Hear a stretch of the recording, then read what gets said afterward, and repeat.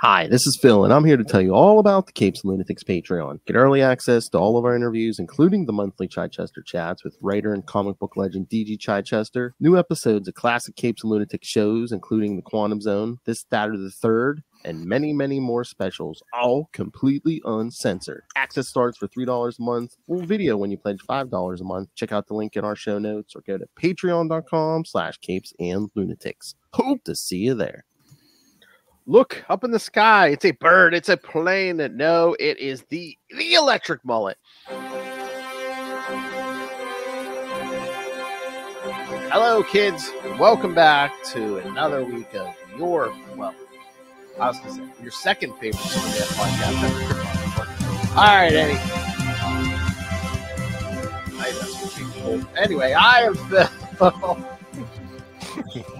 Joining me, as always, well, he was up the #1 Superman podcast. It is just kind of fabulous. Hey. And it is no fancy name, but tell him Skyhook sent it. Just in the house, swooping back into Metropolis again. Yeah, Skyhook, that thing that, you know, they used in The Dark Knight to get him off the boat. Oh, yes. I did. Yep, the other Skyhook. I did think about that character when they mentioned that in the video. Oh, yeah. Skyhook and biscuits from 10,000 feet up. It is. That's right. All right. So, yes, kids, we got 3 that we're back to like a nice little, one issue of each title. So, yesterday we'll cover Action Comics 597, Superman 15, and Adventures of Superman 438, featuring the first appearance of another, well, the first post-crisis appearance of another villain. Yeah, big one. All right, so yes, last time I did go solo. So, guys, did you read the Millennium stuff? And if so, what did you think of the Millennium stuff? You go ahead, Tyler. Manhunters. Yeah, I didn't read it. Oh, okay. Yeah, because I mean, some of it is kind of like the ground we've already gone over. Like, yeah, some of it was, and I was trying to make sure I was on top of things for this week because, life happens, fellas. Life happens. Yeah, totally. Yeah, I read all those. I hate Millennium. Like, I think it's one of the worst crossovers DC ever did. I think it's so stupid. And I'll explain like why I believe that is because the most extreme example of this is, I believe it was Roy Thomas did this Manhunter's Secret Origin special that DC did right around the time of Millennium. And it was all of the different people that have ever used the guy's Manhunter. And the original dude was a guy named Dan Richards, who was a member of the All-Star Squadron and a couple other. And he had no connection whatsoever to the robotic Manhunters at all. He had no inspiration from them. Like, he had no fancy equipment or weapons. He was just a dude in a domino mask with a dog named Thor. Well, I don't know if it was Roy Thomas or some editor or whoever said, tie Dan Richards into the Manhunters. So, you know what they did was they had the dog Thor be a robot. The Manhunters gave Dan Richards a robot dog so that they could keep an eye on him. It was absurd. I was like, this is the most ridiculous comic booky crap I've ever heard. This is dumb. I hate Millennium. So, having said that, I did read all the Millennium issues. I didn't like them. I thought that the guest appearance with the Spectre was a total waste. Oh, yeah. Thought, okay, you're gonna have them go into the spirit world and fight the ghost of a robot. Yeah, and then, like, technically it wasn't the afterlife, but it's kind of like, yeah, that one was crazy.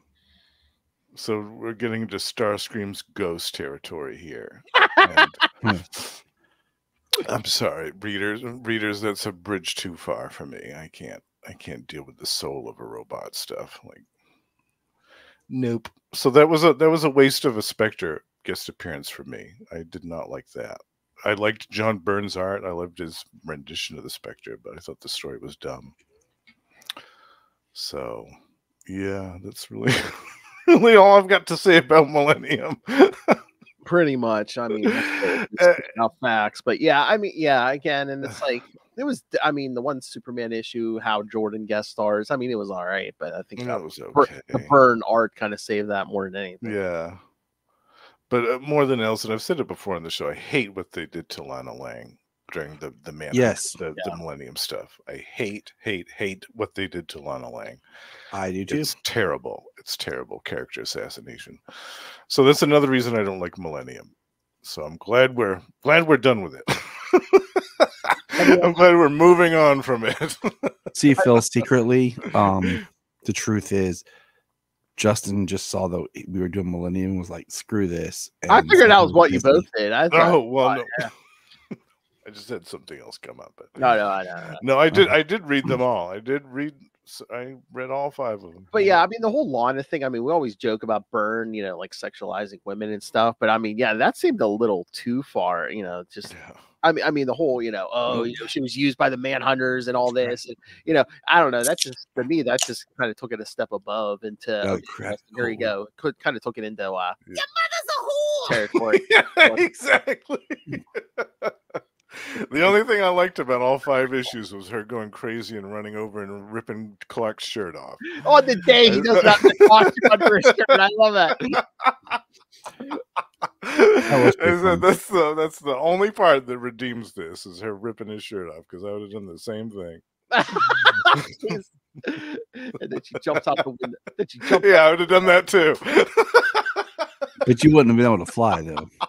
No, but it would have been. It would have been like, Superman save me! Boom.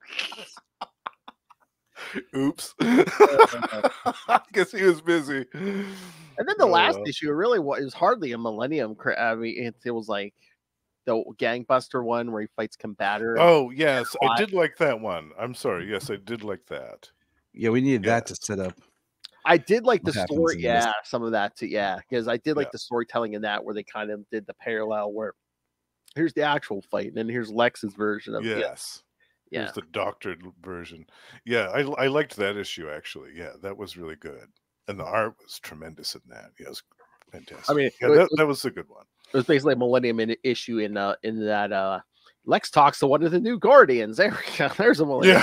Yeah, that's basically it. Yeah. Right. Yeah, that was a good one. I really enjoyed that issue a lot. Yeah. I'm trying to remember. I think they did mention it last time where it's like Lex was having trouble with his hand already, and you know, and then Clark was like, "Remember when I brought Clash to him? And I was able to get close to him, you know." And I wonder why that is. We'll find out very soon, won't we? He's locked in a clock. He was not master of his domain.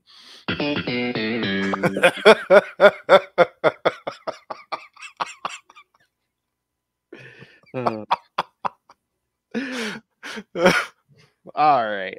Should we get to these issues tonight? Yes. None of these synopses are too long, so go on. At least one of them's only like a sentence, so we love that. We love those.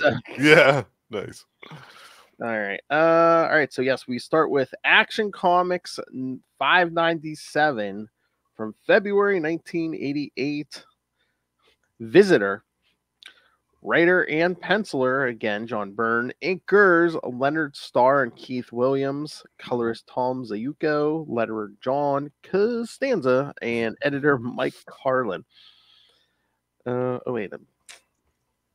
See, I'm already blowing this whole plan. All right. Supposed to just have the cover up while I did that whole thing. All right. And this one's like another one, like when we were covering that those last couple Wolverine issues, Justin, where it's like it's Byrne, but it's someone else inking Byrne, so it kind of looks a little different. Yeah. And the interiors too. Like this is the most unburnished Byrne artwork I've seen in a while. I don't like this cover, and this issue is very interesting because this is like a half a good issue. Oh yeah. Wait, who's on the?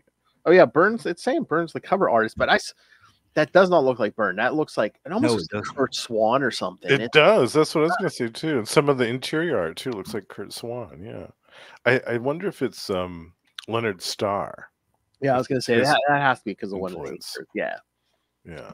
I'm assuming it's scheduling because an issue with Lois and Lana, I thought Byrne would jump at the chance to pencil ink that. They were like, no.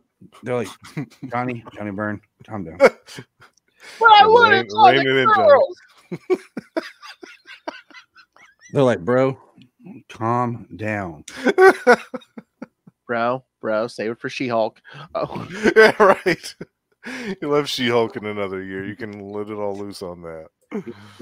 Kid, eventually you'll be able to have She-Hulk jump rope and whatever you want to do, kid. So I'm going to settle down.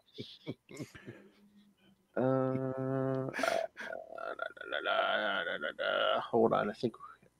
Yes, hello, Noel Tate. Hey, Noel. Hold on.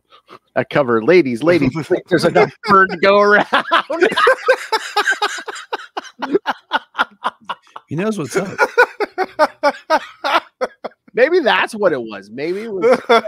Maybe Byrne turned to ink the cover, and they were just like, I don't know. There's like too much like implied nipplage. Maybe we need to ink this or something. Yeah, we need Leonard Starr to come in and cover this up a little bit. And maybe it's just the inks or whatever, just the art. But I'm just like, I don't know. Lois and Lana look like they're, I don't know. Those outfits look kind of old fashioned, or is that what they're going for? Were they going for like a Silver Age kind of? It that's what it looks like that, doesn't it? Yeah. Yep. I love this book's been the team up book. This time he teams up with Lois Lane and Lana. Yeah, what a team up! I mean, who else would be the? I think they call that menage a trois. I mean, maybe is this another dream sequence or what? I like that Wonder Woman dream. Yeah, right. If he had played his cards better. But I told you, Superman was never hornier than under Byrne. Yeah. All right. Lois Lane visits Smallville following the aftermath of Millennium. Ugh. Intent on finding the truth of who Superman really is. No, that's really wasn't what she was doing. When she finds him with Lana Lang, suspecting that he may be in love with her, Lois also meets Clark Kent's parents, who tell Lois that they secretly raised Superman alongside their own son Clark, which makes Lois react negatively towards Superman, suspecting him of hiding a secret. Well, he is hiding a secret, but not. I mean, come on. This like, I like this one until that part. Yeah. I was like, when Jonathan's like, yeah, we raised him. I was like, seriously. Yeah, that was the point where he should have been like, "Paw, enough, Lois. Yeah, it's me." They're like stepbrothers. This whole time, I'm thinking like, man, this would be a really good. It's him. Like, I'm just thinking, like, I know it's not going to happen, but I was there the whole time, like, this would be really good. And then just where he like, yeah, we raised Clark and Superman, as if I'm like, oh, like the way Jonathan's talking, I'm like, they're just gonna tell her. And then I'm like, wait, there's just something happened where he tells her and then has to pull it back. And then the whole stepbrother thing, I was like, this is ridiculous. Yeah, even for it's almost like a Silver Age story, but yeah, then, like Lois reacts negatively. Like if it had been Silver Age, Lois might have been like, "Oh, okay, good, cool." But no. Well, she had every reason to be mad because Clark got his whole job at the Daily Planet, and she even points that out in this issue. Oh, yeah. Because of his connection to Superman, so she feels like she's lost all this respect for him, and it's just it's so weird. Yeah, and again too, it's kind of hitting on the truth though too, because it's like, oh, it's so unethical because you knew Superman from the beginning, and it's basically like, well, no, yeah, it's not that he's writing about his family; he's writing about himself. Mm-hmm. I mean, it's really good,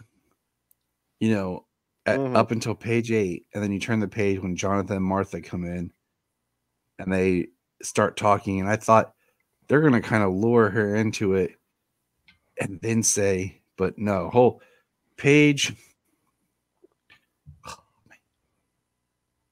man, it just, I don't know. Like, I just didn't like it. It felt like all of a sudden it was cheap. it was cheesy and like just like, yeah, we raised this alien, no big deal. Out open next to Clark, who looks a lot like this alien. Yeah, the remarkable resemblance. Yeah, and the only part that I really liked was Lois visiting Jose in the hospital. The conversation at the end that they had, those 3 or 4 pages, and Superman comes in to talk with them too at the end. So I liked that 1 through 8, and then the bottom 2 panels of page 15, and then 16 through the rest, 16 through 21, basically. Like drop out page 22. Yeah, this could have been edited down to. I don't even feel like this main story should have taken up a whole issue. This visit to Smallville. I feel like this could have been a backup story. Yeah, even like in a couple issues, it could have been a backup or something. Yeah. The visit, I like when you properly do burning down the house. I love that. Burning down the house. Well, like I liked a little bit of the parallel. I liked having Lois's flashbacks to her as growing up. Yeah, that was how but it would be son and never got a son. So yeah, it would have been better if the other side with Clark had been something more positive of why she likes Clark. And I feel like this just making drama for making drama between Lois and Clark. And I always like when Lana and Lois have positive interactions, but man, they just the way Byrne writes Pa Kent, I don't like. I just don't like. Even we did the Man of Steel miniseries, just the way he wrote Pa Kent, and that I did not like. So I mean, you got to think this is like new territory because again, this kind of segues into the question Noel has. He has weren't the Kens effing dead? Yeah, like pre-crisis they were, but then after crisis they have them when they are alive. So, and again, when you think about it, except for flashbacks, this is new territory. They really didn't have a lot, before crisis with them dealing with an adult Clark, Superman. It's true. Yeah. So yeah. Right. You're not lying. Yeah, but again, yeah. So yeah, kids, not a lot of action in this one, Yeah, really nothing. And sometimes I'm okay with that. Yeah, sometimes I'm okay when I have good story with my characters, developing who these characters are. But this feels like a step backwards. It's drama for the sake of drama because he's not going to get together. They're like, oh, this is we're basic.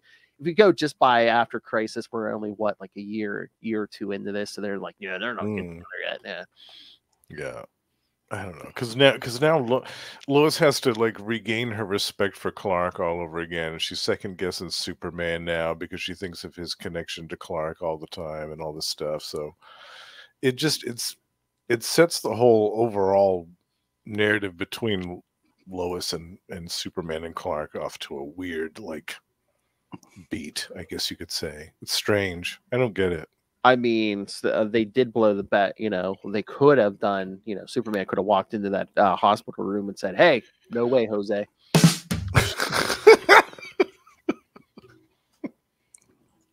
He should have.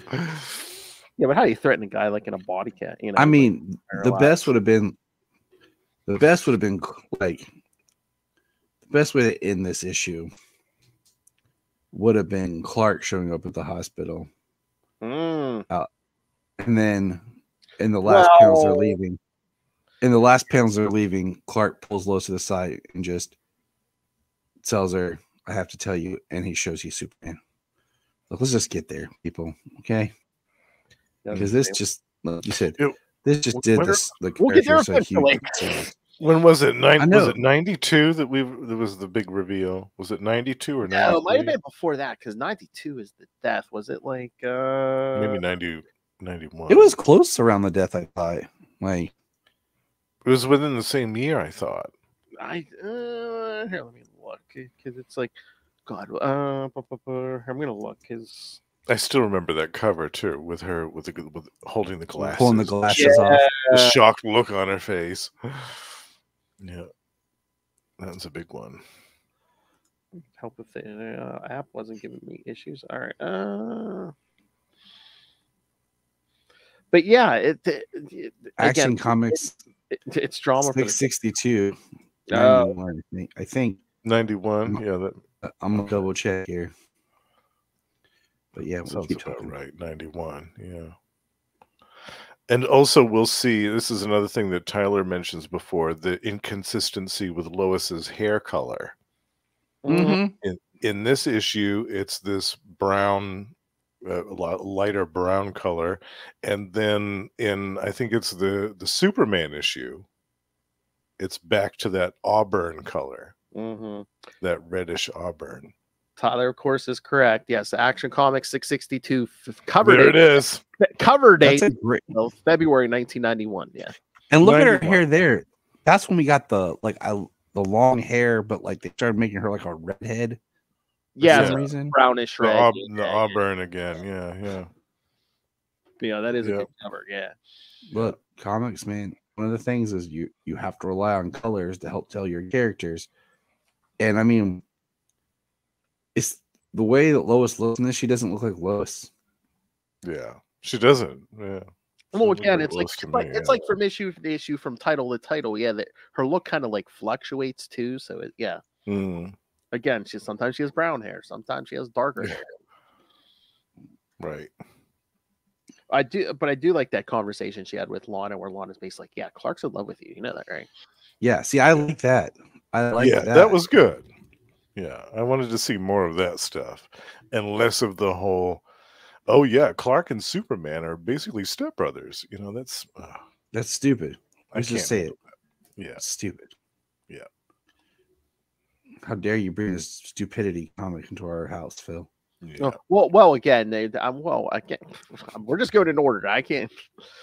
But it's not me. It's not. I said, hey, I'm gonna take this comic and make it done. Yeah, we're kind of doing the crossover double love triangle, because first on one side you got Superman, Lois, and Cat Grant. On the other side you have Superman, Lois, and Jose Delgado. So, star-crossed lovers. Well, one of them comes from the stars, so. Are they stars, kids, or are they just holes punched in the giant lid of the jar we're trapped in? Very interesting. Very interesting. Very deep. Yeah, I'm deep. Yeah. All right. Any other thoughts on this, or should we move to the next one? Yeah. No, I've made my piece. Good. Yeah. We talked about Skyhook. Oh yes, and we get some background on Maggie Sawyer. Yeah. No, I mean, I will. This issue. I know. Yeah. Superman Volume 2, number 15 from March 1988. Wings. No, not the TV show. Once again, writer and penciler John Byrne. Inker this time, Carl Kessel. I think they meshed better than on that act, than his action. I agree. Colorist Petra Skodish, letterer John Costanza again, and editor Mike Carlin again. All right. So this one and the next one, here's your short synopses, kids. Yeah. It says a child, but I'm assuming they mean Maggie Sawyer's daughter. A child is captured by Skyhook, and it's up to, and they don't even put a name. It's up to Superman to find the villain. Also, details about Maggie Sawyer's past are revealed. Boom. Nice synopsis. Yes.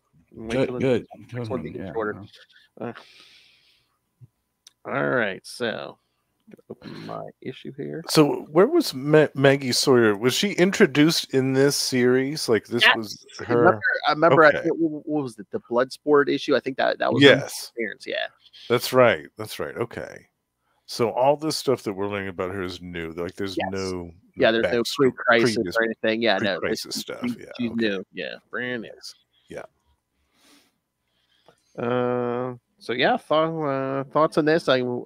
I I like when we kind of get a supernatural villain every so often, because again, Superman had a weakness other than kryptonite. Yeah, I mean, me too. This is one of those, like, okay, I like this story, and I like the Skyhook thing, but I kind of wish Skyhook wasn't the villain of this story.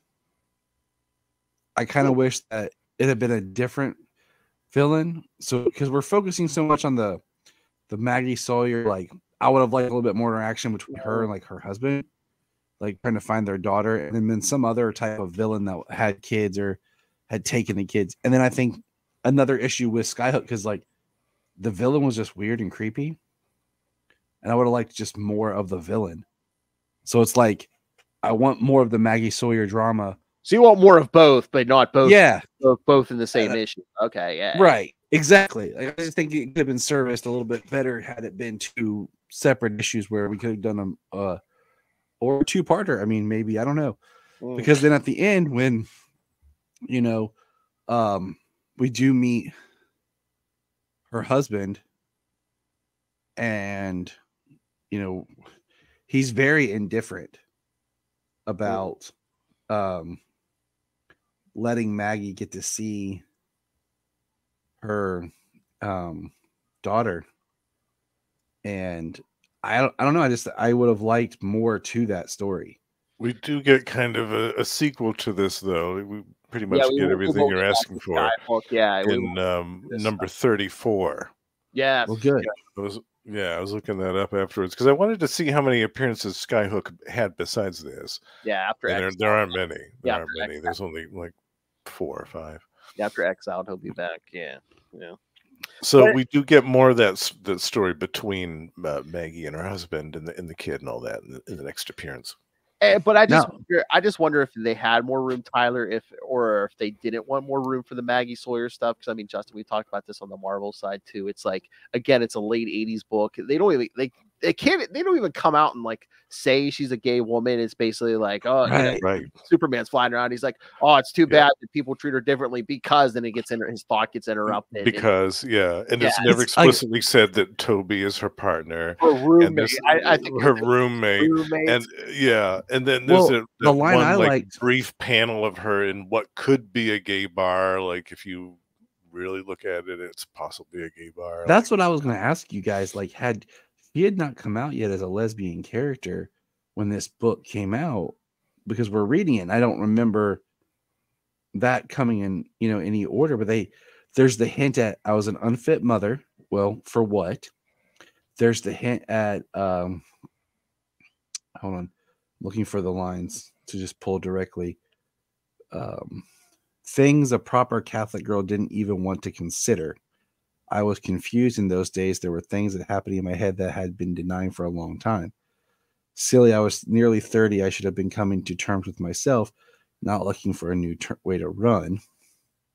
So it's things that I like at the time you could have read and not caught, because that if you weren't exposed to that, like that type of culture or anything, you would have never thought like that.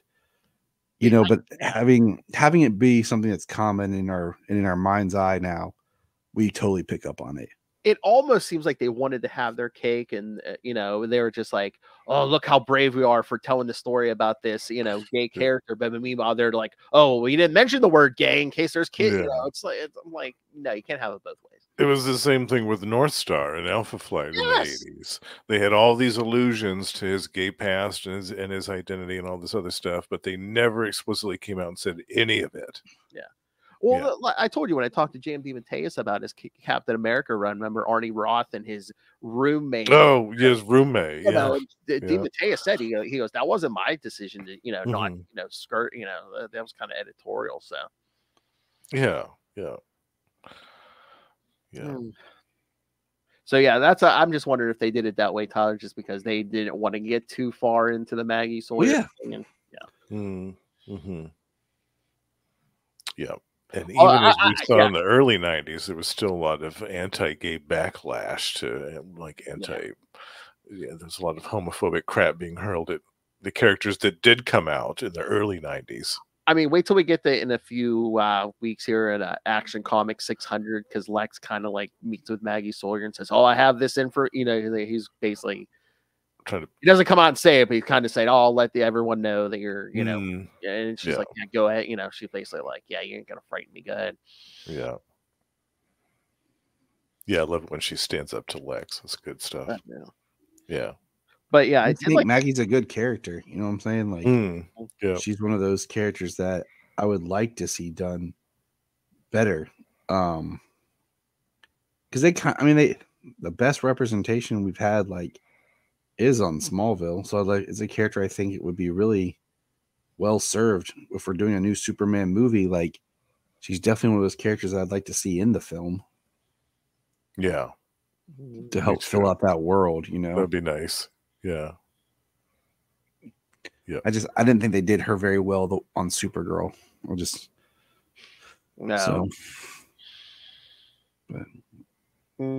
I do like the Skyhook stuff, especially the kids, like that kid in the beginning dropping the lead foil. It's the foil strips. Yeah, that was cool. Yeah. Vision powers to follow him. Yeah. And I love the design of Skyhook. He's really cool looking. Just this demonic thing in a bunch of robes, and we don't even really see his face yet. We do see it in his next appearance in 34. We see what it really looks like under the hood. Well, I really like, you know, Maggie falling, grabbing her kid. Oh, that is badass. And then shooting up while holding her kid, knowing that Superman's going to catch her. I know. She tells her, she's like, "Yeah, don't worry, Jamie. Superman's going to catch us. Holds her daughter." Yes, that is badass. I love that part. A couple rounds in midair as you're falling. I love the name. I mean, as you're falling to the ground from high above, she's like, from that height too. That was a significant height. I mean, you're moving how quick in the opposite direction. Yeah, that was impressive. Yeah, but I mean, they kind of teased us. Yeah, Skyhook will be back because it looks like he hits the river and stuff. But it's like, oh, they really haven't been able to cure the kids. He mutated, and you know. Yeah, that's a good issue too. 34. When we get around to that one, that'll be fun too, because that's you see the origin of Skyhook, how he came to be. You said that's in what? 34. Superman 34. Yeah. Yep. So about a year and change, I think, from this one. Oh, and then he was hiding out at Old St. Christopher's Church. Isn't that come back into play? Is that the same church where? I think that's the same church in the next one. Yeah. Or like no, the whole Blaze and Satana stuff. Is that the same church? Or I was going to say there's either consecrated churches, or it's the same. Well, he comes back during that too. In number of Superman 47. Yeah. Good old Skyhook. Yeah, I love how creepy he is. I mean, it's always cool to. This seems like a villain that could almost be like a Batman villain. With his, I mean, he's literally turning kids into bats. Yeah, and having them go out and steal stuff like that. To me, that seems like a Batman type of villain, and it's cool that instead, no, it's a Superman foe, and he has like demonic influence, so he's able to actually do some harm to Superman. I like that too. Batman, my favorite character. He's another one of those characters, like, I think just kind of skimming through issue 34 right here, you take these two issues, could, like, once again, I'm telling you, this is where it'd been a great episode of a cartoon, you know? This would adapt well into a cartoon. From Superman the animated series, or like, I think too, like, we're in what, 87 here, so they haven't started airing the Ruby Spears Superman cartoon yet. Like, these would be one of those characters and stories that for an animated series would be really cool to kind of to translate, because even thinking about like the Skyhook action figure, it'd be pretty rad. Yeah, that would be awesome. I could totally see an action figure of Skyhook. I'd buy it. Oh yeah, I'd totally buy it. Well, that's what I always say. It's like every time they do like animated movies, they always go for like the big ones, like Death of Superman and you know stuff like that. I'm like, you know, there's so many like untouched stuff like this. It's like, you know, That's why I like, like having a good animated series back. Like, Yes. as much as I love My Adventures with Superman, like the way that show's written, it's written really tight. To be like 10 episodes or 2 10-episode seasons. But going back to like the way Superman the animated series was and Batman the animated series, and they had these long shows with 20-some episodes where there was a continuity, but it wasn't super tight. These are the type of characters that you could bring to life and bring out to make really good episodes. Oh yeah. And it's limitless too with an animated series. You can go into space, you can go to other worlds, you can go to other dimensions, you can do flashbacks and all kinds of stuff, and it's limitless. And I mean, and I don't know about tight continuity, but I think we're done with the days of like 20-some episode seasons for Yeah. It does feel that way, doesn't it? Yeah, because I mean, X-Men 97 is coming soon. That's only 10 episodes. 10, yeah. Yeah. The first it just feels like that's what everything goes to now, is just these short cost cutting or less is more approach. I feel like that's what it is. Yeah. But I mean, when they do that, I feel like it doesn't make whatever product stay around long enough. Yeah. Like you look back at look at the episode count for like Batman the animated series, the first season. Then the next 2 seasons are smaller. But I mean, there's a lot of episodes that were ordered. Yeah. And now they're like, here's everything all at once. Okay, enjoy this for 2 months. Buy everything. All right. It's off the shelves. Next. Yeah. Well, again, the model's different. It's like streaming. It's like, oh, come watch it whenever you want, instead of, remember, syndication. They would just play this thing over and over. Right. Yeah, it was on a loop.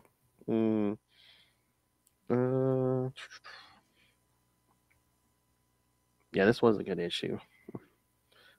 Oh, and then the cliffhanger, when Superman takes Jamie back to her father, and it's just like, oh yeah. It's like, what's that on her arm? Dun dun dun. Yeah, we'll find out in issue 34. After Superman leaves Earth and comes back. That's right. There's a few things that have to happen first. Oh, yeah. Yeah. Gangbuster number 2. Yeah. Yeah. Invasion. Yes. Mm-hmm. All right. So, anything else? Should we get to the last one? Yeah, let's get on to Adventures of Superman. A reintroduction of someone here. Yeah. All right. Adventures of Superman 438 from March 1988. Boy, okay. Spoilery title: The Amazing Brainiac. Writer John Byrne. So he wrote all of these this month. Penciler Jerry Ordway, inker John Beatty, colorist Anthony Tullen, letterer Albert de Guzman, and editors Mike Harlan and Renee Witterstatter. All right. Ready for this super long synopsis? Oh yeah. Yeah. Bring it. Superman encounters Brainiac at a carnival. You don't say. Well, Wow. hold on, Phil. Let's break that down. That's 6 words. Which word do you want to break down? The first one, second one, third one, fourth one? Superman. Let's break it down. Okay. What does it mean by carnival? Is that a metaphor for life? Is Metropolis the carnival? Life is a carnival. It's a corny, Rube. This is deep. And we're all getting whipped, but like that poor elephant was getting whipped by the the trainer. Yeah. I felt bad for that poor elephant. I know, but no, I love the trainer punching Superman. And breaking his hand. Yeah. I know. I'm like, when Superman first starts appearing, is that going to be all over the media, all over the world? Like the trainer acts like you don't know who's like who's Superman. Yeah, who are you? Yeah, like, what are you talking about? I love how the whip catches fire, and then the next thing is, or he's like, just one of the many uses of heat vision, my friend. Yes, I could have also burned your brain out, but no big deal. You can burn your whip and shave with it too. Yeah, so we see Clark's at the carnival with Cat Grant, Jimmy Olsen, and Cat's son Adam. Oh, Adam. Yeah, Or the reconciliation. This looks like Adam might be the first official mullet. I think you're right. Maybe can't tell the way it's drawn with the hat. Now, is that like supposed to be a Warner Brothers ball cap he's wearing with Daffy Duck on it? I was gonna say a Warner Brothers ball cap. Exactly. Yeah, watch a Warner Brothers movie without a Warner Brothers ball cap. I think were they advertising that stuff? I think on my Batman '89 VHS when I had the VHS before I wore it out. Yes, that's how we all know it. It's all burned in our brain. That and then they what was it? Was it Diet Coke? The commercial with Alfred, basically drinking. Oh yes, yeah. Product placement. Oh yeah. So we only first page, and then by the third panel of page 2, it's like, the elephant's running amok. That poor elephant, jeez. I know. Again, how much stuff have we read, Justin? We're just the animal cruelty. I know, man. It's pretty wild. I just think it's funny how we have 2 pages in this book that are like, oh yeah, meanwhile, Lois is doing something and we'll catch up with her in another issue. Right. Now back to page 10 with Cat Grant, Jimmy Olsen, and her kid investigating Milton Fine. Cat Grant? Oh, you mean fake Lois? Okay. Yeah. Cat Grant is not through the journalistic integrity reporter that she is. She's the gossip columnist. But look, they got Cat's hair right, blonde. That's true. Yeah. I love that that clown ringmaster is basically like, you're not going to write a negative story about the circus. Oh, you mean how about this elephant run amok and almost trampled everyone? I'll just yeah. Yeah, and your trainer hauled off and tried to punch Superman in the face. No, he did. He broke his hand.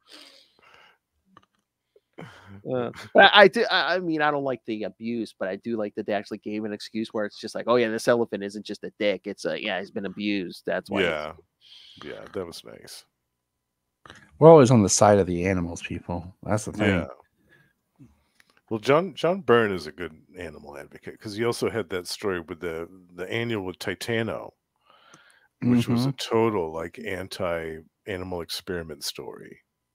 And he wrote that one too. So John Byrne's a very anti-animal abuse advocate. So I'm happy about that.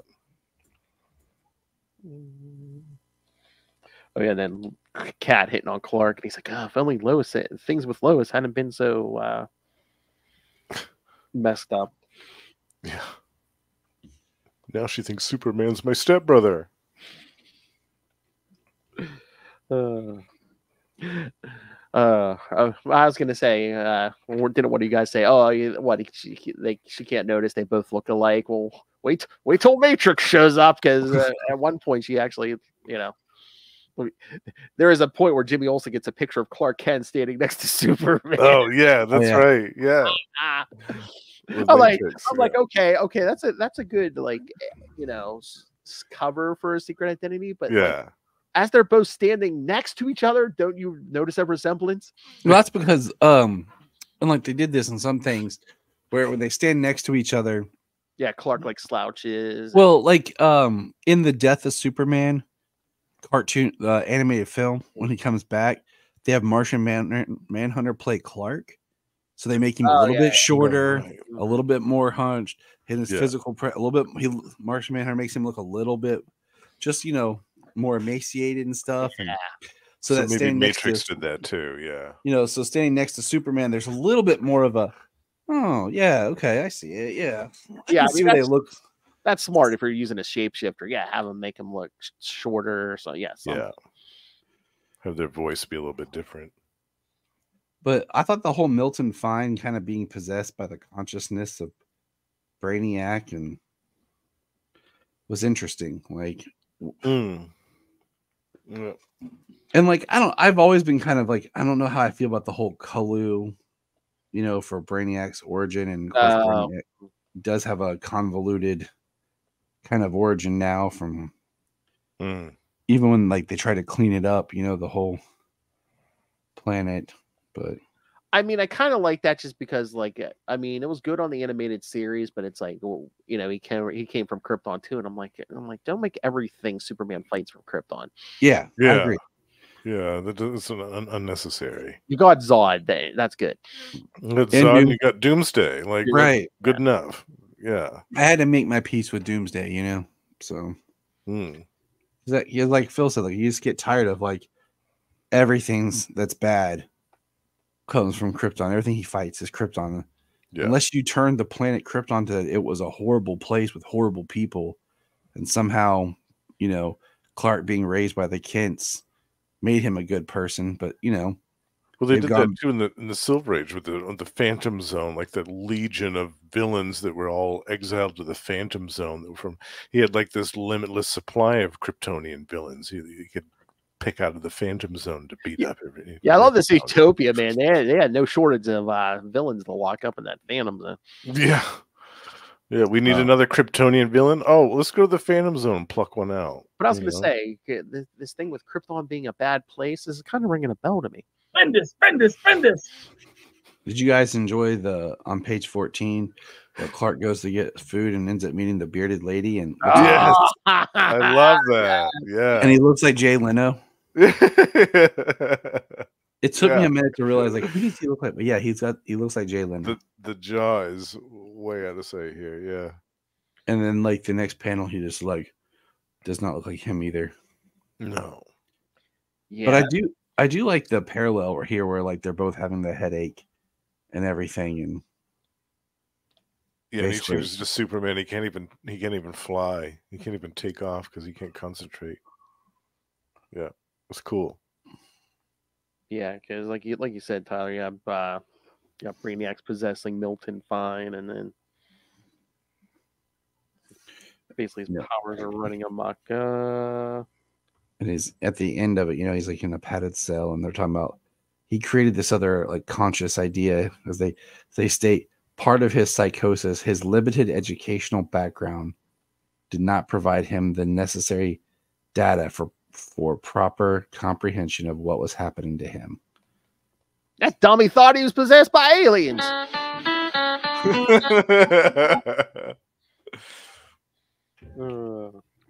But what do you think about the origin, where it's basically he was working on basically a teleporter, and it basically just spread his molecules out across the cosmos? It's interesting, but I like more about the idea. It raises the question of what about the other Brainiacs? I mean, that was kind of like the whole thing that when Jeff Johns was trying to clean it all up, that every Brainiac was a different version of the real Brainiac, kind of experimenting or sending different kinds of himself out there, that the real Brainiac had yet to really emerge. Oh yeah. So kind of like Ultron from Marvel, like he kept trying to make new versions of himself to perfect himself. Oh, don't even get me started. What was it, around the year 2000? Yeah, we get like a Brainiac. Was it 13? Yeah, from like the far future. Yes, that's right. Yeah. I still remember the one from the 80s, the robot Brainiac. Yes. Oh, pre-crisis with the skull. Yeah, with the skull ship. I love that. Which I love the skull ship. Which that's something. That's why I'm like, I like more. I don't know. I like the idea that maybe Brainiac started as like an alien Kaluan or whatever, and then destroyed his own society, and that was the first place he bottled or something, and then became this more. Over time, he kept trying to perfect himself with mechanics, and you know, became this more techno organic to where he was eventually became more techno than organic, and then I don't know. He's more machine now than man. Exactly. Evil. Well, 100%. You can kind of get. Oh, it's only like $20. Okay, you can kind of get a skull ship from that new McFarlane Super line. Yeah. Yeah. That's pretty cool. Yeah, because they're doing some. They're doing that. I saw they had Blue Beetle's bug. Blue Beetle ship. Yeah, I saw that one. Yeah, that was cool. Yeah, because they put out so many things. The guys saw somebody online. They're like, "Oh my god, all this stuff they're putting out." They're like, "You can have Kilowog driving Blue Beetles." He's not lying. We will see the Brainiac skull ship again during Panic in the Sky. Yes. I think we'll see. We see it before then. Yeah, we do. Oh, yes. During yeah, there was that other story. Because I there's one at least I remember. As hard as it is to believe, kids, Lex is going to get his hands on Milton Fine after a while here. So yes, that's right. For real? That's the story. For real? You think so? Yeah, Lex is up to bad stuff if you can believe it. Lex into bad stuff? Oh, man, I don't know, Phil. I can't see Lex as a bad guy. I just don't know why everyone keeps trying to say that about him. Speaking of which, we kind of got a quiet Lex week this week. We did. We got nothing really, except for Lex appearing on the Lois's answering machine. Oh yeah. That was it. Yeah. But that's just him saying that's Lex. Fine. That's fine. We saw plenty of him last time. That was basically him just trying to get a date. Mm-hmm. Yeah. He's not going to give up. No, he's not. Because I didn't see that. I didn't notice this before. The back of Milton Fine's chair. Did you see what it says? L Brainiac. L Brainiac. Not Brainiac. It's L Brainiac. L Brainiac.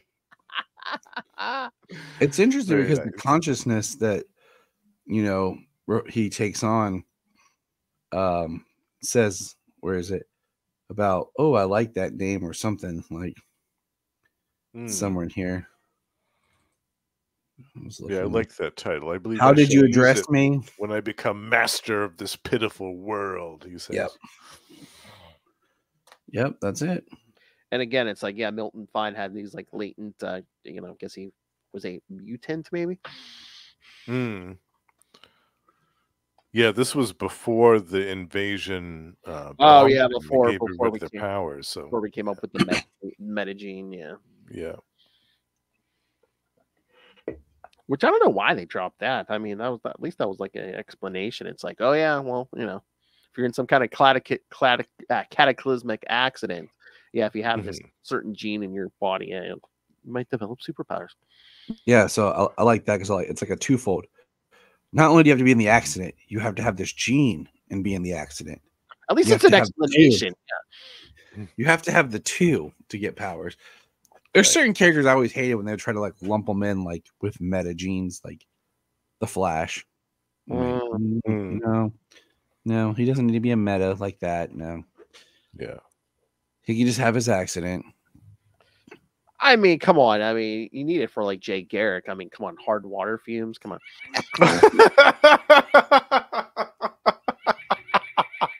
I think of those old commercials where people would like be like in the shower or whatever and be like, oh, face it, we've got hard water.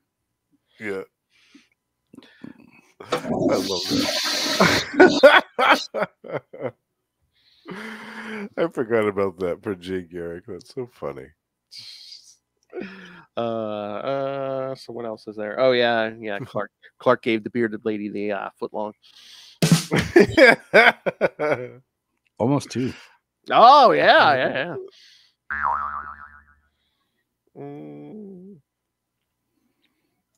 So yeah, like we said, Milton Fine ends up locked in a rubber room because he's crazy. Crazy, I tell you, crazy. I love the part where his wife smashes the bottle upside his head because she's like, I told you to use your powers to make us rich, not to fight Superman. Honey, Lex Luthor proves you could do both. Right. Or does he? And I do like the visual, when Brainiac is talking, you get like the black word bubbles. Yeah. How like the voice is changing. Yeah. That was cool. That was before it wasn't done all the time. Yeah. I mean, it was done all the time. Yeah, because nowadays they do that black dialogue bubble all the time. But this, I mean, they do. Yeah, they're like, I think. Yeah, they're like, we're gonna make a bad guy or a villain or whatever. This has got to be a bad person. Yeah. I just they kind have a really deep voice. I feel disappointed that we didn't keep the whole top hat motif for Brainiac. I know. Yeah, he would look so cool with the green skin and that top hat and the little blonde stuff poking out underneath. I think the idea of Brainiac making an arsenal of people like this, he finds people he can connect with, and then starts hunting them down. Yeah, and then starts possessing them and has his own arsenal, but he's never really there because he's just possessing them from. He can hop somewhere from body else to body. Yeah. I guess they wanted to give Brainiac a body because eventually, he does make it look like his old Kaluuyan body. But I'm just like, how great would that have been if he would have body hopped every time? Next time he shows up, he's like, like a 6-year-old girl or something, or yeah, or some old person. Yeah. It would be really cool. Yeah. Kind of like what the Ultra Humanite did. The Ultra Humanite was jumping around from body to body for a while. Ultra Humanite's dope. Yeah. He doesn't get enough play. No, I agree. I don't want to spoil anything, but yeah. I'll just say when he appeared more recently in some other form of media, it was awesome. Okay. Oh, okay. Yeah, didn't see it coming, but was really glad when it happened. Yeah. We can talk off mic. If we need to, we can talk off mic. Yes. I see the sign finally. Farnham and Beatty Circus. Yeah, Beatty was the inker on this one, right? What's the name of the inker on this one? I think so. Yeah. John Beatty. Yeah. Well, I also thought were they trying to do a thing on Barnum and Bailey too? Barnum and Bailey's, yeah. The days of when. How long? Okay, Phil, I'm gonna ask you this question. It's off Superman topic, but it's relevant. Oh, okay. How long do you think, as a Nightwing fan, it's going to be till they have to rewrite his origin in some way that he's performs like Circus Olay or something, like he's like a performer or something, because of the idea of the circus and the trapeze artist from the circus is just gone. It doesn't even really exist anymore. I don't know, because me and Kristen have talked about this. It's because it's the longer you go, the more old fashioned that circus origin kind of gets. Yeah, especially a family circus act. Yeah, you know, the parents and the kids, all of them in the circus together. Yeah, that's anachronistic. Yeah. So I'm just it's one of those things you'd think, oh, the circus now, all you have is those type of Circus Olay type performing.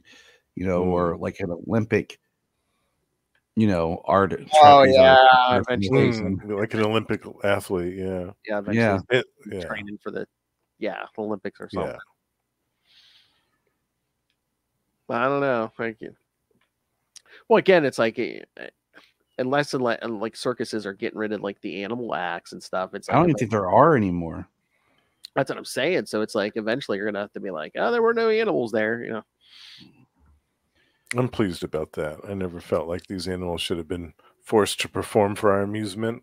When I remember going to a circus as a kid and being very upset at the things that I saw, what they were doing to the animals. So I'm glad about that. To hell with that crap. It is a weird conundrum. It's like going to the zoo. I like this, but then you're but I feel kind of bad. But then you're but you're protected. You're not going to die in the wild. Right. You're getting health care and all the food you want. And zoo's different because they're not being forced to perform tricks for us. They're just they're just hanging out. They're eating and sleeping and procreating. They're just hanging out. That's what they're doing. They're not being forced to jump through hoops and tap dance for us. And sometimes in some of those zoos, they might try to help some of the species who are maybe on the endangered list, procreate in a safe environment. So basically the population up. Yeah. So humans don't come along and shoot them for their skins or to eat them or whoever else. Yeah. All right. That's a good way to end this episode. Don't hunt and eat animals. That's right. Yeah. No more circuses with animal acts. Damn it. This is 2024. Ban it. Just crazy drunks who think they have mental powers. That's right. All right. I'm gonna open the schedule for next time, even though I'm pretty sure I know what's coming up. I'm pretty sure it's the next issue. 3 more next time. Yeah. That's right, kids. Next time we're gonna do Action Comics 598, featuring the first appearance of Checkmate. Oh yeah, it's a big one. Superman 16, where I believe we're gonna get the first post-crisis Toyman. Is it Toyman or Prankster? It's one of them. I thought we saw the Toyman in the Millennium stuff. Oh, we did see Toyman. Yeah. It might be Prankster. Yeah. Prankster. Okay. And Adventures of Superman 439, which, if you haven't read it, it's kind of weird. So. All right. I haven't read that one, I don't think. No. It's going to be a first time for me. You're going to, till about the end, you're going to be like, well, what the hell is going on? So. Nice. Let's just say Superman's like, I've been turned into a robot. And then Clark Kent walks in and you're like, wait, what? Nice. All right. So, yeah, kids, send us your thoughts on those. Send us your thoughts on everything we covered this time. For all of you fans of Millennium, you can send us your thoughts on that. Yes, you, sir, you get send us the email. CapesandLunatics@gmail.com or call the voicemail 614-382-2737. That's 614-38-CAPES. And remember, you can find all things Capes and Lunatics, episodes, social media, merchandise. Again, please buy some t-shirts. And of course, you can always rain the money on us in the Cash App link. That's Lilith Hellfire's preferred method. So yeah, make it rain. Make it rain. And of course, the Patreon. Again, you never know what you're going to get. March episode, it's going to be Lilith Hellfire's conspiracy theories. So, that should be like a ongoing monthly segment. It reoccur. I don't know about every month, but it is going to reoccur. She doesn't run out. So yeah, if you want to know why only half the birds on Earth are real, yes, subscribe to the Patreon for March. And again, so yes, find all that at tubespace.io/Capes and Lunatics Podcast Network. That's tubespace.io/Capes and Lunatics Podcast Network. More vicious and brutal than ever.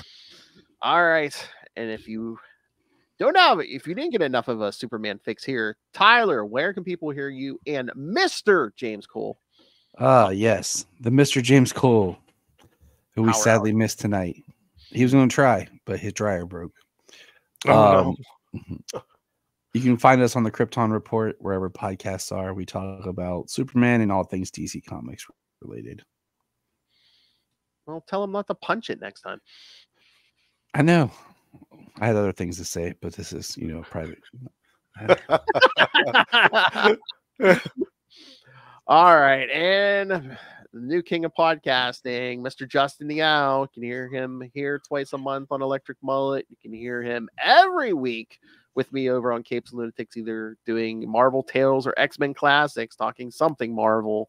And you can hear him once a month, at the end of every month on We Are the Night, the Batman Podcast. Talking Azrael with Russell and me, Justin and Russell. Also once a month, do Energon Universe, where we talk all the new Transformers and G.I. Joe coming out of Image Comics right now. So check all those out. And the king of podcasting isn't done. So where else are you podcasting? You can also listen to me and Russell over at Gamma Charge, the strongest podcast there is.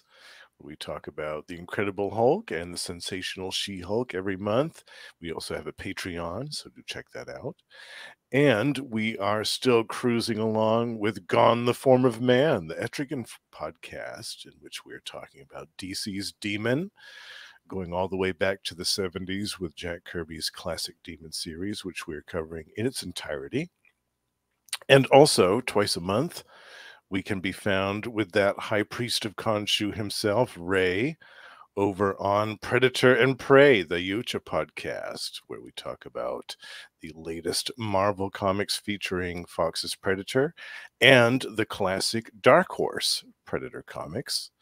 And last but not least, the Lost Library of Legends, my solo podcast, is still going. And when this episode comes out, there will be one spotlight about a 90s series from Marvel called Black Wolf. Yeah. We're going back to the 90s here, bitch. I still have to read that. I've never read that series. Again, I read the Thunderstruck when he was in Thunderstrike. Yes. Daredevil. Yeah. Oh, but you did mention Ray. I did want to mention, yes, kids. I'll give Ray a free plug. Yes, check out his new YouTube channel, Ray Plays Games. I love that channel. So yes, yes, and I love saying it. So yes, kids, there is a YouTube channel where Ray plays with himself. So nice. That'll be in the show notes, right, Phil? Oh yeah, I should. If you want to follow this YouTube. Like, yeah. I still have to watch all those videos to see if I can get some drops. But anyway, no, we were talking about Justin. Oh, that's naughty. Double biscuits for you. We're back, kids. That's right. The gang's back together. All right. Thank you for joining us again next week. The next issues of all 3 titles.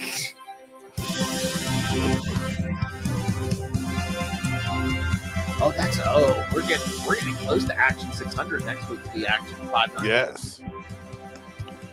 Everyone just wants more Skyhook, but no, we'll have to wait a year and some change. Yeah. Wait a while, yeah.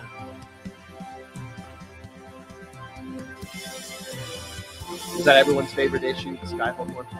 I think so. It seemed the most solid. Yeah. That, then the Brainiac.